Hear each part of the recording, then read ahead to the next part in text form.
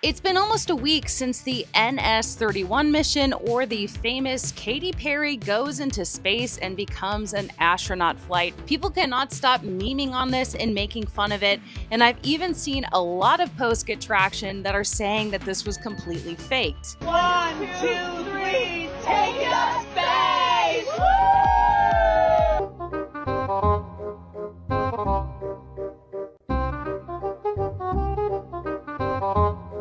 Now, I know that if you follow my channel, you probably know that yes, in fact, it was real, but even those of you who are fans of space are still upset at how it was portrayed by the astronauts. They're not astronauts. In fact, I wanted to make this part 2 because one of my viewers commented Ham the chimpanzee flew longer and higher and was trained to operate 2 levers when prompted. And if you don't know about Ham the chimpanzee, you're going to learn about him in this video. A lot of people are talking about the fact that Katy Perry and the other women on this flight were merely passengers. And so I wanted to give you details about Katy Perry's flight on April 14th, 2025, and the flight involving Ham the chimpanzee on January 31st, 1961, so you can decide in the comments which one you think is more impressive. Not only did Ham the chimpanzee go even higher in space, but he had to train much longer than Katy Perry and the others. And if you've never heard of Ham, well, he is a chimpanzee to be celebrated because he basically paved the way for humans to go into space. He was the guinea pig, or the test monkey. So the Blue Origin flight involving Katy Perry has been described as this historic mission, but let's talk about the different impacts that both of them had. Katy Perry's mission was basically a commercial joyride with no scientific output. It aimed to promote Blue Origin's tourism business and garner publicity, and a lot of critics are calling it a vanity project that contributed nothing to society except for a lot of people are talking about it and making fun of it. 1, 2, 3, take it up space! Woo! Got it? Ham's mission was a high-stakes scientific experiment to ensure humans could survive spaceflight. Without Ham's success, NASA might have delayed Alan Shepard's historic flight May 5, 1961. Ham's data on physiological and cognitive performance directly advanced the Mercury program and the U.S. space race effort. Ham wasn't just a passenger like Katy, he was a pioneer. His flight was a make-or-break moment for NASA, while Katy Perry's was essentially a celebrity stunt with zero scientific value. And Ham had to train a lot longer than these ladies. Do you have a message for your family in this moment? It's okay. Yeah, no stress. I'm going to be very emotional this weekend, of course. Yeah, it's an emotional thing. It's a big journey. It's huge. And this whole journey is not just about going to space. It's the training, it's the team, it's the whole thing. I couldn't recommend this experience more. For Katy Perry and the others, training was minimal, likely a few days of briefings on safety and capsule procedures. The automated New Shepard required no active participation, and of course those passengers were basically space tourists. Gayle King even commented about their training, saying that it was space-forward and mainly focused on making them comfortable. But then when you think about Ham, he had to train for 2 years under intense conditions, learning to pull levers in response to cues while enduring simulated G-forces and confinement. His training was akin to that of early astronauts, requiring precision and resilience. Failure meant potential mission delays or loss of life for Ham. Ham also went through a lot more physical exertion and forces than Katy Perry and crew. Katy Perry experienced a smooth, low-stress flight with 3 to 4 Gs and modern safety systems. The automated capsule ensured a comfortable ride with no tasks required beyond enjoying the view, and even people are hating on Katy for this, saying that the whole time she was holding a flower in honor of her daughter Daisy and basically not even looking outside of the window, which is kind of crazy when you think about it. Ham, on the other hand, faced extreme G-forces up to 15 Gs, a malfunctioning rocket that overshot its trajectory, and a partial cabin depressurization.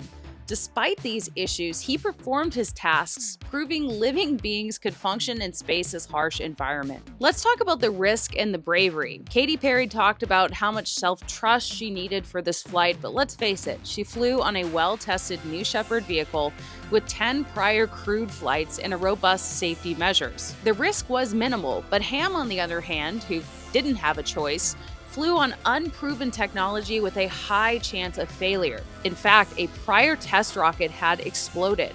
Ham's survival was uncertain, yet he performed flawlessly, earning his place as a space hero. So let's talk about legacy. Why has Blue Origin talked about the NS-31 mission as being so historic? Many people see it as a footnote, criticized for its environmental impact and lack of purpose. Its all-female label was overshadowed by accusations of privilege and tone deafness. However, Ham's mission was actually a cornerstone of the US space program, enabling human spaceflight and contributing to the Apollo moon landings. He's remembered as a trailblazer. And Ham was even in space longer. Ham's mission lasted 16.5 minutes total, while Katy Perry's was only about 11 minutes. Ham also went significantly higher, traveling 157 miles up. That's significantly higher than the Kármán line. Compare that to Blue Origin's Joyride, 66 miles just above the Kármán line, which is recognized as the boundary of space. And just one more fun comparison, notable achievements on both of these missions, while Katy Perry sang "What a Wonderful World" in space, and Ham performed lever-pulling tasks with 90% accuracy despite unexpected flight stresses, demonstrating cognitive reliability in space. Another crazy thing that you might not know, NASA did not actually definitively know whether Ham the chimpanzee had survived the Mercury Redstone 2 mission until they opened the capsule after the recovery. The mission had already faced several issues, including the rocket over-accelerating, the capsule overshooting its landing zone by 130 miles, and having partial cabin depressurization. So they didn't even know if Ham was alive in there. Luckily, he was. NASA personnel and veterinarians opened the capsule on the recovery ship. Only then did they confirm Ham was alive, though he was shaken. He was reported to be in good health, even accepting an apple as a reward, though some accounts note he appeared agitated and bared his teeth, probably from being a little stressed out. Which, speaking of opening doors, I don't know if you guys caught this during the live stream, but the Blue Origin New Shepard door accidentally opened from the inside by the women on the mission. In a panic, they were told to shut it. It's all caught on camera. Here goes Jeff Bezos to open the hatch.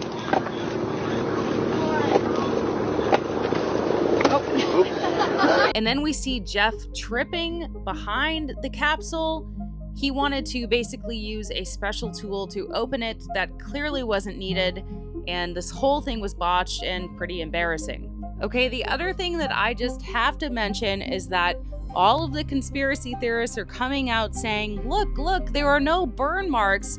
This capsule clearly didn't go to space, and it was all fake and green screened. But you guys, the New Shepard capsule doesn't have significant re-entry burns because it follows a suborbital trajectory, not an orbital one. It reaches just above the Kármán line, which is 100 kilometers or the edge of space, with a maximum speed of about 2,200 miles per hour or Mach 3. This is much slower than spacecraft returning from orbit like SpaceX's Crew Dragon, which re-enters at speeds around 17,500 miles per hour.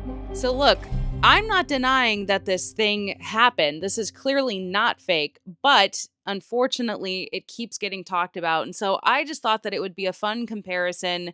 You know, clearly the flight with Blue Origin would have been so easy that a monkey or a chimpanzee could have probably done it. But I did want to make a video about Ham's accomplishment for humans because that is one brave little chimpanzee. So thanks so much for watching this video. I appreciate you supporting my channel, and I'll see you in the next one.